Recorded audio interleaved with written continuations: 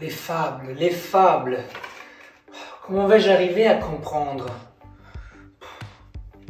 Peut-être puis-je me servir de ma lampe, de cette lampe magique, et faire apparaître un génie capable de m'expliquer les fables. Qui sait?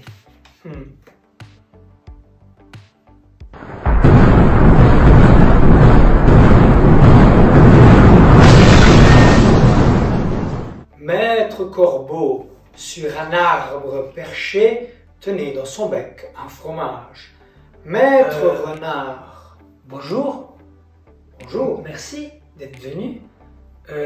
Mais vous ne pourriez pas m'aider à préparer mon exposé? Il faut s'entraider, c'est la loi de nature. Oui, c'est vrai.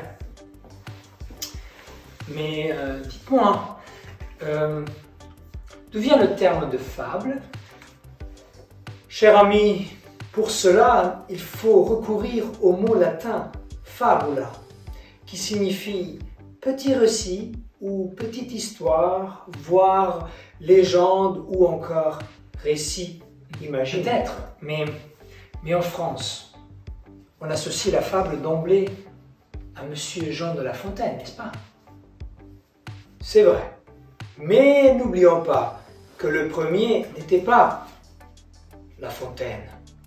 Avant lui, il y eut par exemple Ésope. Mais comment pourrait-on définir la fable comme genre de manière plus précise? Voyons. On peut dire que les fables sont des allégories, des histoires à double sens qui présentent des scènes imaginaires sous une forme ludique. Ces histoires ont toutefois un sens plus profond. Oui.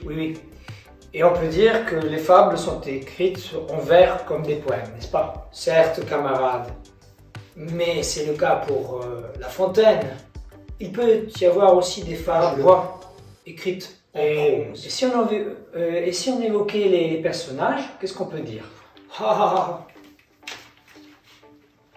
La cigale, la fourmi, le renard, la cigogne, le pot de terre.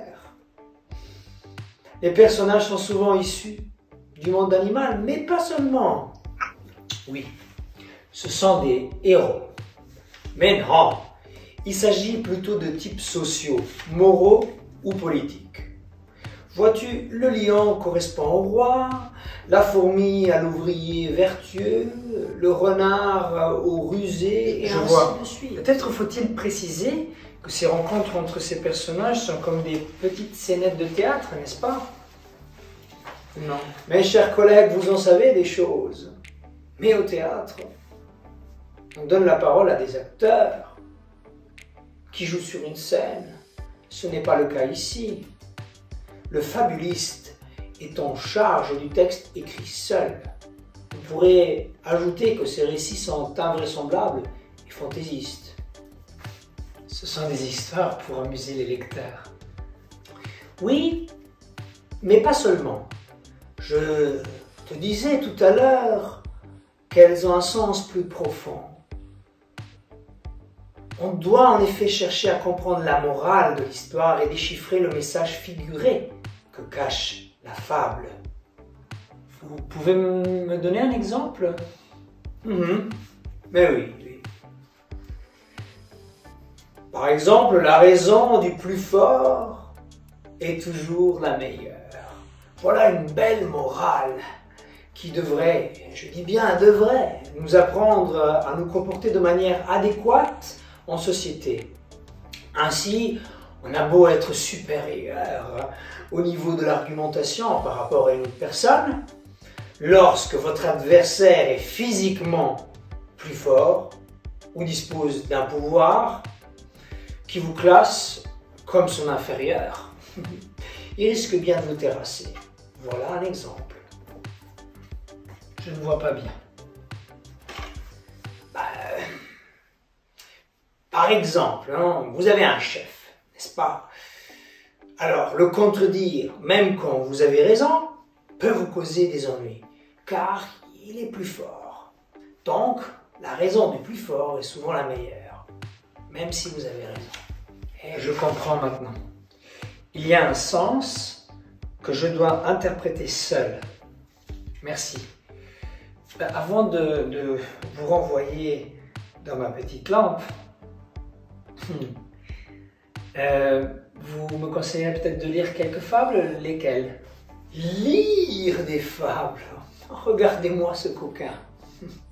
Non, il faut les réciter par cœur.